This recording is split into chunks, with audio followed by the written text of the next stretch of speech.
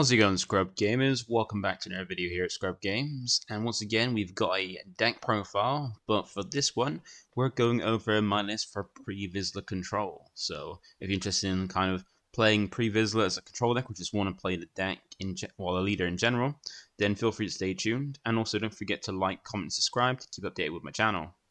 Also remember you can click the notification bell to get alerts for when my videos do drop, so you can watch them there and then, or at a later time that suits you best, which is always great. Now that we've got all that out of the way, let's go ahead and check out my list for Pre Vizsla control. So you might be thinking, why go for Pre Vizsla when you've got things like Vader Blue or like Bosk Blue? Like, why bother with Pre Vizsla? He doesn't do much better than what Bosk does. We already got Bosk Blue. Well, that's the thing, you don't always want to go with the... You might want to try out something different, like you want to try out different leaders, or some leaders might interest in you, or you might have a favorite character that's in a leader form that you just want to try out. And Pre Vizsla, why he might not be, if people have tested, as great as Bosk Blue, but he does look quite cool, and he does offer some pretty interesting things. Like he's a Mandalorian leader, which is pretty cool. I do like that because you get some benefits from some Mandalorian stuff. And I just want to try out something different because I do like the look of the leader as well, because you get some nice benefits and it's a little bit different. So we're going to start off with checking out the leader and kind of understand what he does, because you might not be aware of him. But this is the leader, so he's got the leader side and the deployed side. So on the leader side, it's probably not the best, but it is something you can still make use of, but you're not going to focus on that, because his action is essentially by paying 1 and tapping himself, you can deal damage to a unit equal to the number of cards you've drawn in this phase. And it's got like in the text saying this doesn't include cards drawn in the regroup phase, which makes sense because the regroup phase is at the end of the turn. So when you go into your next turn, the user's effect, you haven't really drawn any cards that turn because the regroup phase was the end of last turn. But it basically means if you draw any cards outside your normal draw for turn, then you get to deal some damage by paying 1. But then you're not going to be doing too much damage. You might be doing like maybe 1 or 2, and it might not be worth paying that 1 resource to do a bit of damage. But there are some cards with some combos that kind of give you a bit more damage.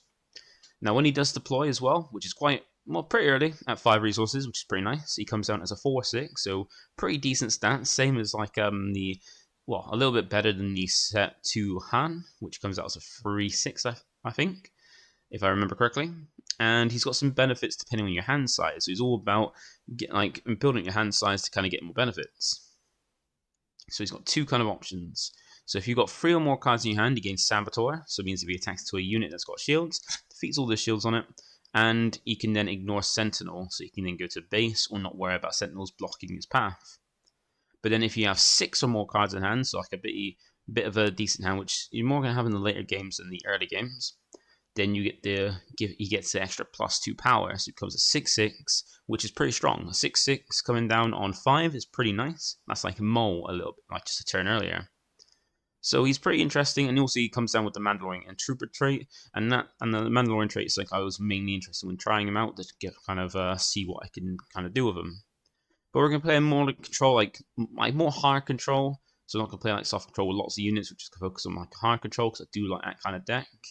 And the base we've gone for is simply just Dagobah Swamp, because the rare options for a blue base, because we want to play control, and best stuff is in blue for control. We don't really want the Power City because we don't give it extra health to Pre Vizsla, because we're not focusing on the leader coming down. It's not our key main to play. And the Security Complex, we don't really want to give something a shield. We don't waste that just to have lower health. Maybe rather have maximum health, so when it comes to say we play against aggro, like Sabine and stuff, we've got a bit more of a chance to kind of hold off. So that's the leader and base. Now let's have a look and see what we've got in terms of the actual deck. So we're going to start off with the units, and we're going to start off first with something we can play turn 1, and that is Dr. Pershing. So Dr. Pershing is a card which one you can play as early as turn 1 because of the 2 cost. Has no power, but has 5 health, so it's got a good amount of bulk, and he's got an effect that kind of ties pretty well with Pre Vizsla, because his action is by tapping himself and dealing 1 damage to a friendly unit, could be himself or another unit you control. You get to draw a card. So this helps facilitate Pre Vizsla's effect to kind of ping damage by drawing cards outside the regroup phase, or outside the draw for turn. And you can do a little bit of damage, but with Pershing, be doing 1 damage, which isn't great. Paying 1 resource to 1 damage isn't always nice. but it could be damage used to kind of finish something off that's quite weak. And it's just a nice way to keep your hand size healthy, so that way you put something on the board that your opponent's going to go into rather than your base, and also you net you some more cards the longer he survives. And if you put anything out after him, you can then ping that for damage instead of himself, so you can kind of survive a little bit longer. But do remember, if your opponent does go into this, they're not going to take any damage back because he has 0 power, but at least you're drawing attacks away from your base. You can survive longer, so they're more preoccupied with taking this out to stop you from drawing more cards, get more options, than go for your base. Because essentially, if they're going for this, they're not going for your base, and you can go use basically survive more turns to get a longer game to play out your more stuff and play your bigger things later. Next, we've got 3 copies of the Client, and this is a nice one as well, a nice unit to come down, and also help heal in the base because it's a 3-cost unit with 2/5 to its stats. So, same health as Pershing, but it has a bit of power, so if it's attacked into, it hits back. And it also comes in shielded as well, so it's got that protection once, then when it's played, so it comes in with a nice little shield. And he's also got an action where you need to tap him, and this one gives a bounty because it allows you to choose any unit, and for this phase it gains a bounty, and that bounty is to heal 5 damage from a base.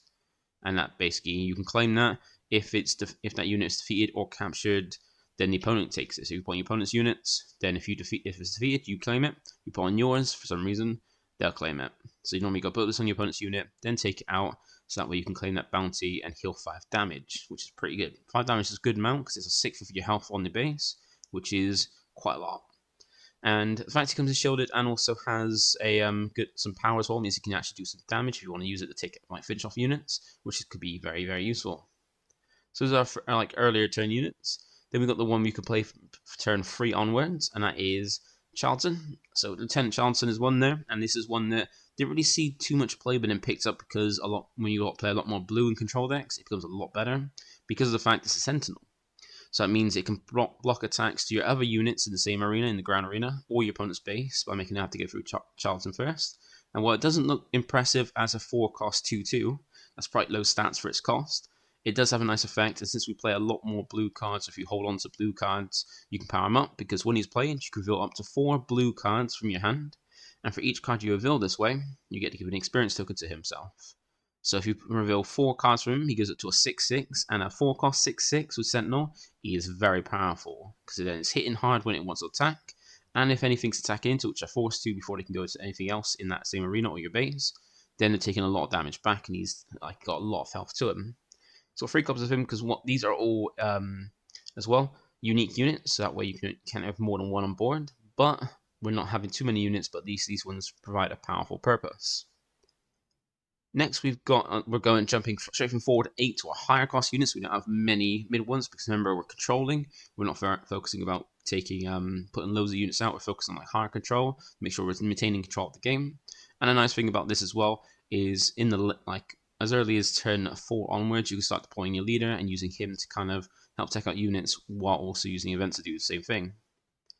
But next for our bigger units, we've got Supreme Leader Snoke, a very nice one there, a very high costing 8, but 6/6 power, and he's very nice because he reduces the power and health of all your opponent's units that are not leaders by 2/2 while he's on board. So all your opponent's non-leader units get -2 power, 2 health while he's on board, making everything weaker, making it a lot harder for your opponent to do anything, and if their health is 2 or less, they'll just instantly get defeated, which is pretty nice. So you got 2 because you don't want to play too many of the higher costing units unless they serve a purpose, and while they're unique, like Snoke, you can have more than one copy on the board, and the nice thing about them is you can go ahead and just it's going to be hard to get rid of him, but then you can also, once you've got one on board, normally you've got a very commanding position, and it's going to be hard for your opponent to take down, and even if they do take it down, you can actually drop another one, and like how we've done in my Understandable Play vids, you don't really want too many copies of the high costing cards that you can't play until later game, because you don't want to clog your hand for later turns, so 2 is a perfect amount. Next we go on to Emperor Palpatine, so now we go on to the red side, so we've got some red units here, and we've got Emperor Palpatine, so he's got the exact same stats as Snoke, because technically they're the same person, if I understand the lore of Star Wars correctly, and he is also an 8-cost 6/6, but he's got slightly different stats, and traits as well, but you don't really worry too much about traits in this one. And he's got Overwhelm, so if he attacks, he does piercing, so if any excess damage done to a unit that he attacks into goes to your opponent's base instead. And when he's played, he allows you to deal 6 damage divided as you choose among your opponent's enemy units. So that's really nice. Just apply them now, and you get to put 6 damage on the board, however you choose among your opponent's units. So you can put it however you want to like finish things off, or put something a lot of damage, try and help take out something on the board. It's pretty nice there. And once again, only play 2 because it's a very useful unit. Potentially come down and doing 6 damage can most of the time take out something or take out a few things or just finish things off. And since you've got Snoke as well, if you've got Snoke on board already when you play this one, then you go ahead and wipe out things that would normally be out of range quite easily with it. And once again, we don't want to have too many of them clogged already, so we've got 2 copies of this. And then our last unit we've got is Avenger.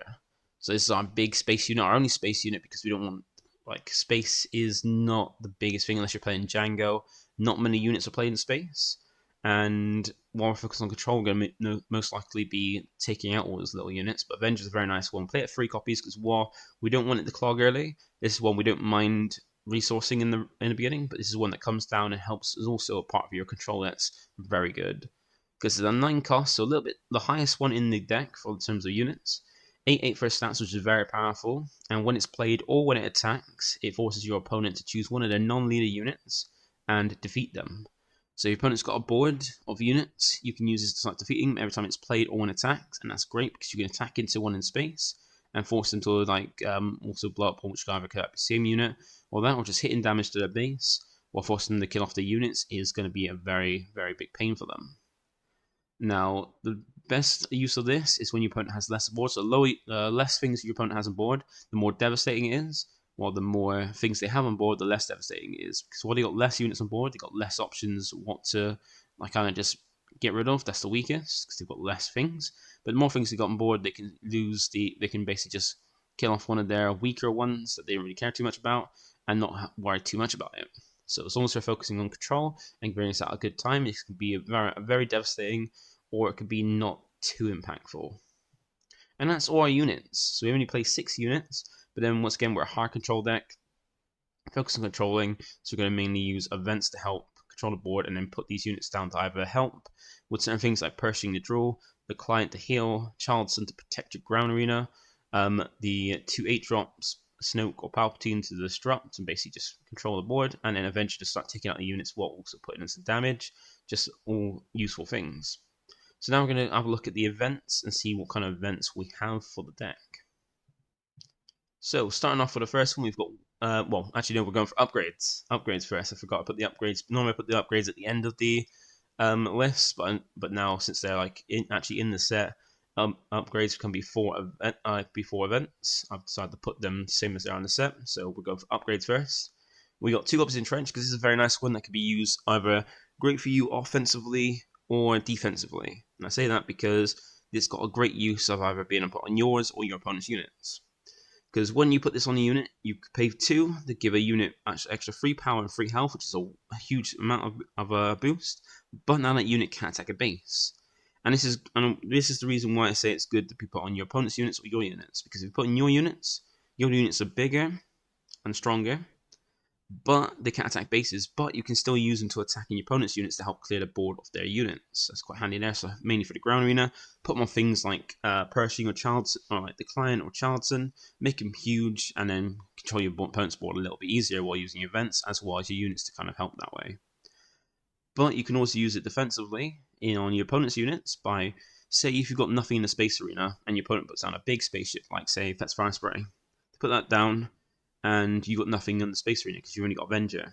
You can put this on your opponent's space unit, and now their unit is a lot stronger in boost. They can't attack your bases, so they can't attack your base. And if you've got nothing in that arena, they can't attack at all because they can't attack your base, and there's nothing for them to attack in the space arena, so they just sit there doing nothing, twiddling their thumbs. So a very useful card there. So this has great applications and has so since set 1. But we're planning to play 2 copies of it because sometimes it's not going to be useful, but sometimes it is. So it's something you can always resource or can become useful in certain times. Next, we've got 3 copies of Perilous Position. Now, this is a new upgrade we got for set 3, and a very nice one, and the first one of its kind to minus stats in terms of upgrades. Because it's a 3-cost upgrade, so a little bit more expensive than Entrenched, but it's useful in that it has an effect that triggers when attached, and also minus the stats. So first bit, minus the stats by 2/2, so anything with 2 health or less, this is a kill, which is great. or it reduces it, so it'll basically reduce the power and the health, so it's easier to take out and it's doing less damage. And the other nice thing about it is when played, it exhausts the attached unit, so if you don't play something like, say, deploy a leader, now they can attack with it, get some benefits for what the leader is. But if you put this on their leader when they deploy it, now it's rested so it can't attack in the same turn. It's now weakened so it's easier to take out, say with things like takedown, and you don't have to worry too much about it, and it's doing less damage than it usually would. So very nice when we play 3 copies of this, because it's very nice disrupting, and it can help just keep things down and worry less about them. It's very, very nice. And then the last upgrade we've got is mainly another one of the reasons why I kind of wanted to play Pre Vizsla, and that is the Darksaber. Now you might be thinking, this is out of aspect. Why are you going to play? Why are you going to pay more just to basically play this? Because remember, with the aspect penalty, if the aspects don't match when you need a base, you have to pay an extra 2 resources per aspect. But luckily, the Darksaber has an effect that kind of mitigates that aspect penalty, so you don't have to worry about paying that. Because this allows you to attach to any non-vehicle unit, which is basically any unit here, and even your leader. That's not Avenger. And it's got a nice little benefit where if you're playing this upgrade on a Mandalorian unit, which remember our leader is, then you ignore the aspect penalty. So if you deploy Pre Vizsla and attach a Darksaber to him, this doesn't cost 6 like it would for any other unit in this deck. It just costs 4 like usual.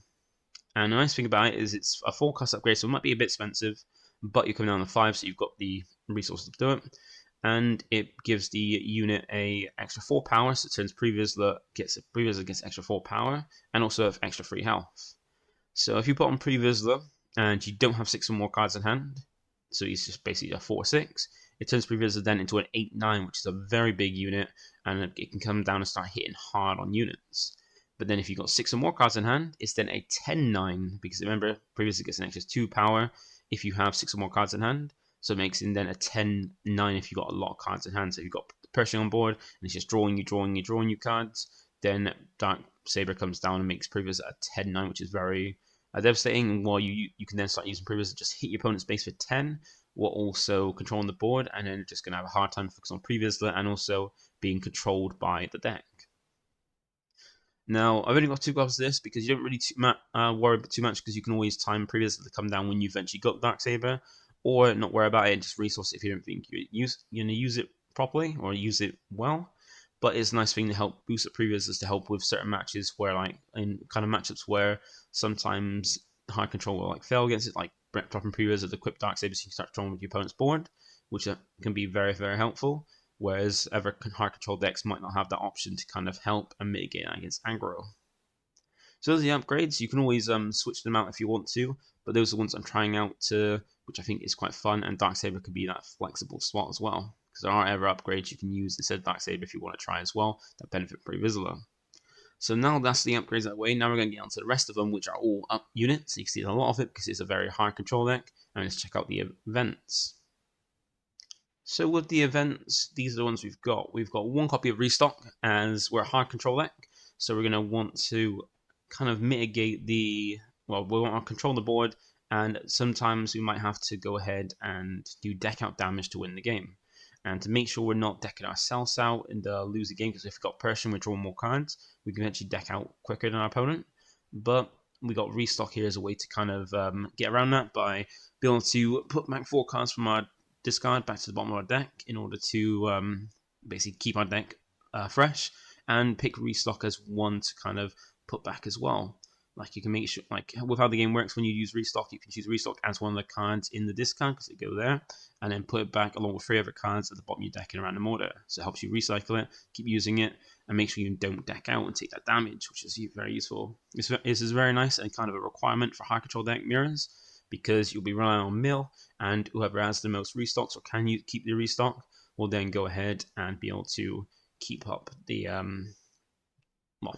deck count. So got 1 copy of that.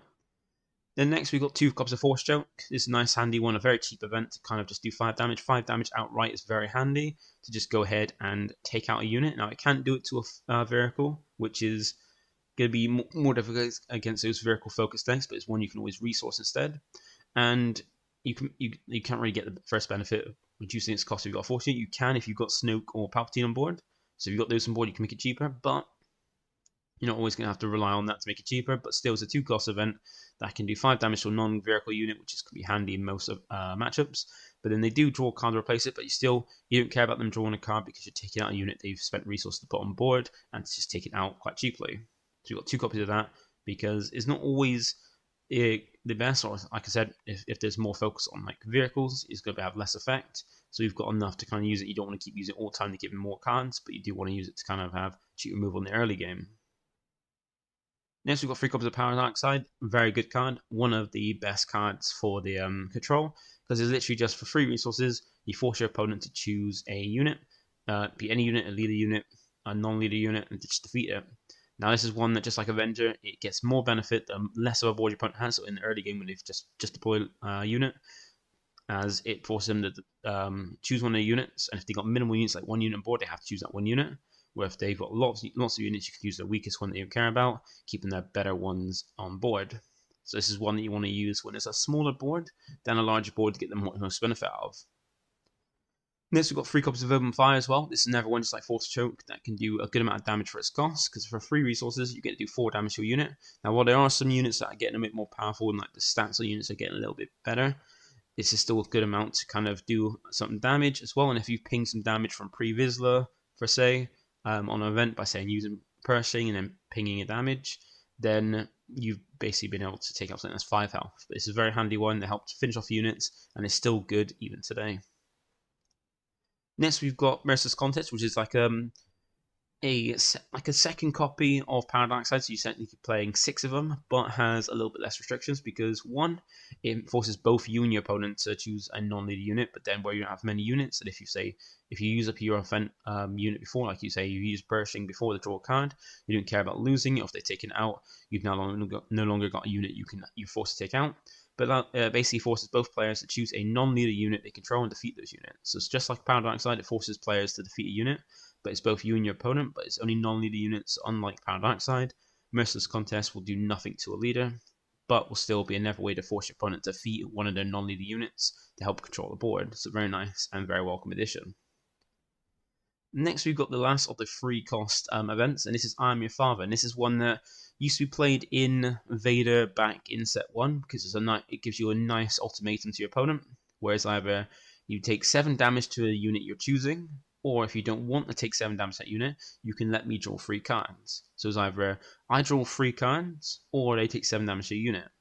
Most of the time, they're not going to want you to draw 3 cards, so they're going to say, yeah, I'll take 7 damage to my unit. So it's not most of the time a guaranteed 7 damage. If they do let you draw, and the nice thing about Pre Vizsla is anytime you get to turn 3 onwards and you're using this, if they do go, actually you can draw 3 cards because I don't want to take 7 damage to a unit, you'll draw 3 cards, so you've got more cards in hand, more options, and now you've just drawn 3 cards outside the regroup phase, so Pre Vizsla can then pay 1, that bring 3 damage to a unit, which can then potentially finish off something that you might have been taking out early, or taking out one of their weenie cards while also giving you a brand new amount of cards, which then means that not long after you've used this card and you've drawn 3, you can now deploy Pre Vizsla, and he's most likely going to be a 6/6 when he deploys, and maybe even a 10/9 if you quit the Darksaber. Then make it a lot easier and give you more options to keep control of the game, which is fantastic. So I feel this is another kind of thing that drew me to Pre Vizsla, in that I Am Your Father now is either you're going to take 7 damage, or I'm going to draw 3 cards and ping 3 damage to a unit anyway.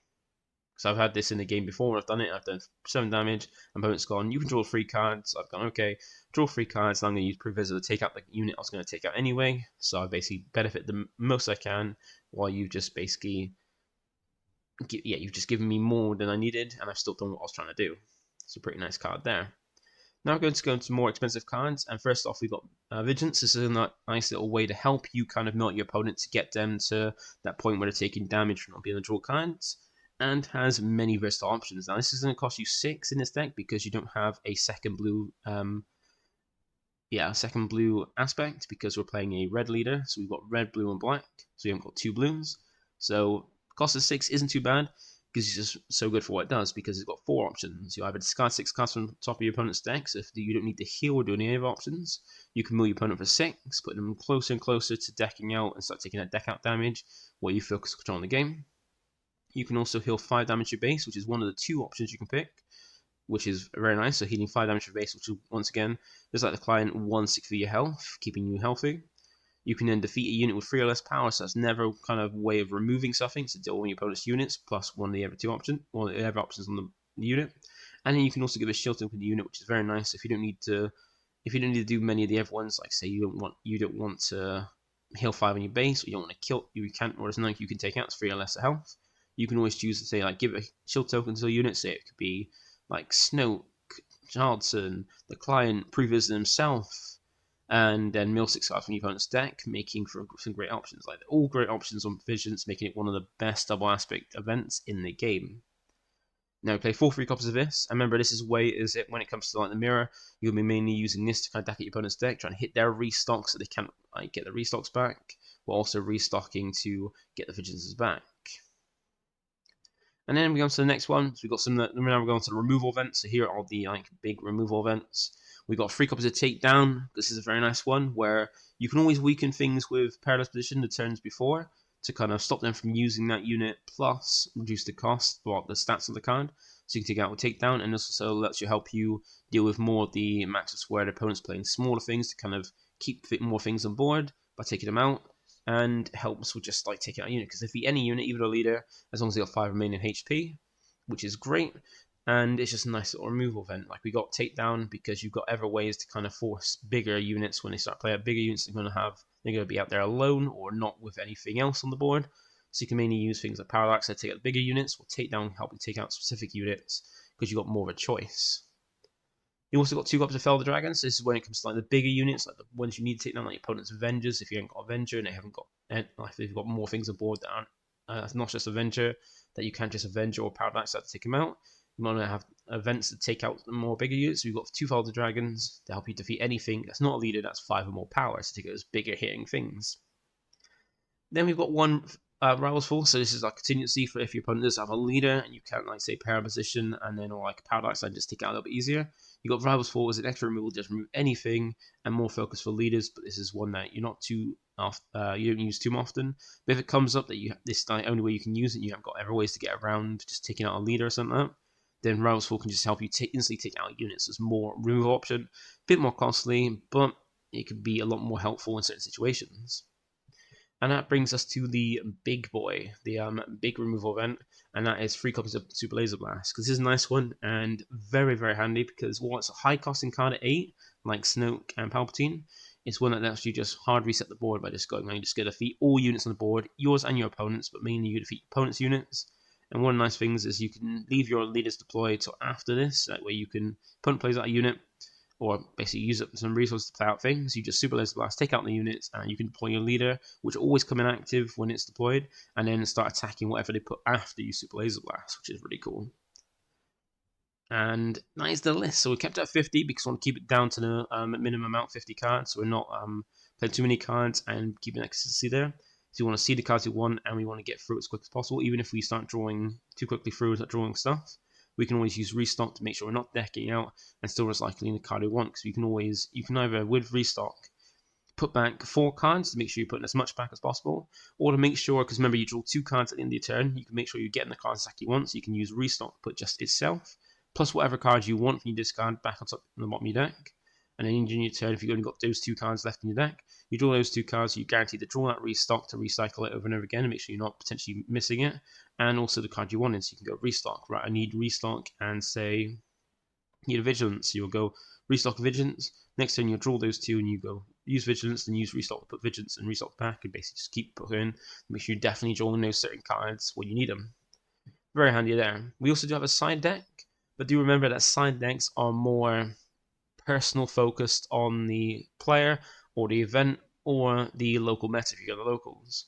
So don't just take someone's side deck for what it is. Do tinker with it. If you feel like you like the side deck and you connect with it and you feel like that's fine, then go ahead and use it. But if you don't really understand or don't really get or don't like what someone's using, always feel them amend it, because make sure to tailor the side deck to your playstyle, how you want it or what you want.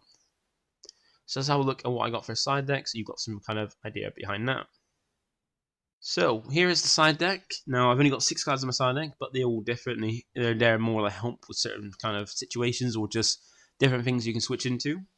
So start off with the first one. We've got 1 copy of Imperial Interceptor. So this is an extra space unit I could put in to help deal with decks like Django and stuff that then go like focus more on the space side, because it's removal as well as being a unit to help remove things. So it comes down, and when played, you can deal 3 damage to space units that help take out those space units that make Django drop. We're also putting a space unit in play to help then attack into your opponent's units and trade with their units as well to help control. This could be a handy one to help with that situation. I've only got 1 copy in because space is kind of tight, and sometimes you might be using other some of your events to kind of take him out, or other ways to do it. This is more to help against the more space-focused decks by having removal plus a unit you can attack into, or they can attack into, to take him out. Next, we've got 2 copies of Crate Dragon. So if you feel like if you got those decks where Crate Dragon is very hard to remove in decks, so if you're not playing the main colors that can easily take out Crate Dragon are yellow that bounce back to hand with Waylay, and then also blue with those instant removal effects. If you're not against blue, like a deck that's blue or yellow, you can always put Trait Dragon in to swap it out for, say, maybe swap it out for Palpatine, and then put this on, because once it's on board against a deck that can't really remove it very easily with Waylay or removal events, then you're going to have a hard time dealing with it, because then anything they play, you're either damaging their ground arena or their base, and then also hitting their base with this for 10 as well, or even going for the units and then piercing through them as well to make sure he keeps on board and keeps doing his effects. The more things they play, the more damage he does, and it's not just once a turn, it's every time your opponent plays a card, you do damage to either a ground unit that they control or their base. So basically just pushing more damage to kind of win the game quicker. So you've got 2 because you're not going to play it until quite late game, and it's not the greatest against like yellow or blue, because blue can just removal event, take it out quite easily. You can play it out and they play it Fellow Dragon, take it out quite easily then. And against yellow, you can play it out and they can waylay it back to your hand, so you've got to play it out again, while they've only taken 3 to remove it, which is kind of pretty handy for them. And then we've got a upgrade as well. So I've got 2 Mandalorian armor. So this is one that I feel is also another one that you can get the benefit with Pre Vizsla, because where Pre Vizsla is a Mandalorian, you can get the benefit of the armor. Because this is a 2 cost upgrade, it gives a 1 free to stat, so it turn Pre Vizsla into a 5/9. And then if it's got 6 or more cards in hand, it turns it into a 7/9, which is quite nice. And the nice thing about this is that when it's played, if the attached unit is Mandalorian, which Pre Vizsla is, it gains shield tokens. So you can deploy your leader and play out this. And the nice thing about its deploy turn is you can use one of those free cost events or free cost cards to kind of force your opponent to take out a unit or do something useful. Then deploy Pre Vizsla, then equip him with the Mandalorian armor. So then he's powered up, he's out now, and he's got a shield, so he stays there a bit longer, helping control the board. And his stats are improved, and he's got that shield, which is cool. So if you feel like this would be more useful than Darksaber, you can either switch them out, or we can keep it sided. So if you come against matchups where it's going to be the armor is more useful than Darksaber in certain matchups to help with the board, then you can put Mandalorian armor in, switch them out, so you can then switch it for the same 2 amount, which is 2 in, 2 out, and then have this to put on Pre Vizsla instead of Darksaber when he deploys. It's pretty handy there. And then we go on to the other events we've got. So we've got an extra copy of Restock. So if we go against those hard control decks, we're going to want an extra copy of Restock to make sure we don't lose our only copy. So we can make sure we're not losing the deck out. And it comes to a point of who loses all their Restocks first. And I found that whoever's got the more Restocks has the more options when it comes to the mirror. And I found out in set 1, we had Blue Vader mirror. When I had 2 Restocks, my opponent had 1, and they lost their Restocks to my Vigilance, and I was able to restock and had a second Restock if I lost the first one. It meant that when it comes to after he lost his Restock, it just was a waiting game, because neither of us going to basically kill each other outside of deck out damage. And once he decked out, that was it. Whereas I'm not going to deck out because I got Restock to keep using it. Because in that kind of matchup, you normally wait until your opponent uses their Restock, so you can then Vigilance and mill whatever they put back. Hopefully get to the end of the deck and then mill out those 6, being one of them being restocked. But if you've got a second one, you can kind of not worry about too much about it. Whereas if you've got 1, it's going to have a hard time, so you've got a second one in the side. And then we've got 2 copies to make an opening. It's a nice handy one against more aggro decks, because then it's a cheaper one you can use and remove, plus also healing to keep your board healthy, because not only does it give a unit -2/2 for the phase, which can help finish off something off, but also helps you heal 2 damage from your base as well. It's pretty nice removal there, helpful removal there, plus also healing. And then we've got the last one to help with some decks, or even like in the mirror, is a Pillage, which is a nice one to help you make your opponent discard 2 cards from hand. So this is a nice one where if you're playing against a mirror, like the control mirror, like hard control mirror, sometimes they don't play events, you just be sat there going draw and pass the next turn, like pass and claim, like claim and pass, things like that. And this could be a handy one in those turns where you're not doing anything when you've got the 4 more resources. You're not going to be doing anything, you just got passing because neither person wants to play a card, because if you play a unit, they use a event to remove it, and just keeps going back and forth until you get the later turns to see who draws what. But Pillars is a nice one to just go ahead and force your opponent to discard 2 cards, making them have less options, where you've got more options because you've got more cards in your hand. So you trade a 1 for 2, which is a good trade-off. And that is my side deck. Now I kind of need to tweak this. I need to test it a bit more because I haven't gone to any many big events since Sets 3 dropped. Because I didn't go to Birmingham because I didn't feel like 2 days of I feel like 2 days of Star Wars at the moment, and also I haven't really had any free testing, so I'm doing it at locals, and with our locals at the moment, like once Sets 3 was legal, we do like draft events because they want to leave like 1 or 2 weeks for people to get cards, and basically before we can actually start testing things. And since I don't like really testing online much, I prefer playing with actual cards because I'm kind of a bit old school there. I didn't really get much testing in, so I didn't have much testing in, so I didn't bother going. And now until January, we don't really have any big events. I think we've got a store showdown at some point, but until then, we don't have any planetary qualifier level events until January. So at the moment, just downtime, having fun at locals, trying out different things, and this is one of them I'm going to try out. So you'll see maybe some gameplay of this soon. But that is it for the video. So feel free to let me know how you feel about that, and use the comments below. If you've got any advice, I'd be nice to kind of get some more like information. If there's anything I might have missed out, it could be useful to see. I don't think of everything, so it's nice to see if there's anything I missed, I can add to the deck. If anybody's got like a different view, or if you've got any questions, pop them down below, and I'll answer them as best I can to help out. And remember, the side deck is more tailored to the person playing the deck or piloting the deck. So this is what I've got for a side deck, but you can always change it up if you want to suit you. And even the main deck, you do it as well. I'm comfortable with the main deck. I just need to work on the side after a bit of testing. But that's it from me today. Thank you for watching. Remember to like, comment, and subscribe. And I'll catch you in the next one. Bye for now. Like a boss.